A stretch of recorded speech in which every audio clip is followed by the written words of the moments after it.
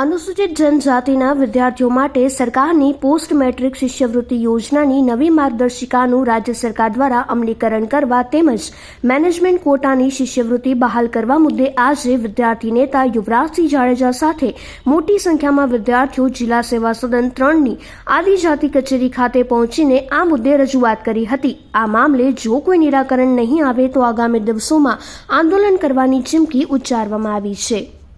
खास કરીને आदिवासी समाजना बाळको भणी गणीने आगळ वधी शके એટલા માટે પોસ્ટ મેટ્રિક શિષ્યવૃત્તિ યોજના 2010 થી કાર્યરત હતી અને 2010 થી જોવા જઈએ તો 75% જે ગ્રાન્ટ છે કેન્દ્ર સરકાર આપતી હતી, 25% ગ્રાન્ટ રાજ્ય સરકાર આપતી હતી। આપણે છેલ્લા ઘણા સમયથી જાણીએ છીએ કે કેન્દ્રમાં પણ ભારતીય જનતા પાર્ટીનું શાસન છે અને ગુજરાતમાં છેલ્લા 30 વર્ષથી ભારતીય જનતા પાર્ટીનું શાસન છે અને એમાં એક નિર્ણય લેવામાં આવ્યો છે કે પોસ્ટ મેટ્રિક શિષ્યવૃત્તિ યોજના અંતર્ગત જે કહી શકાય કે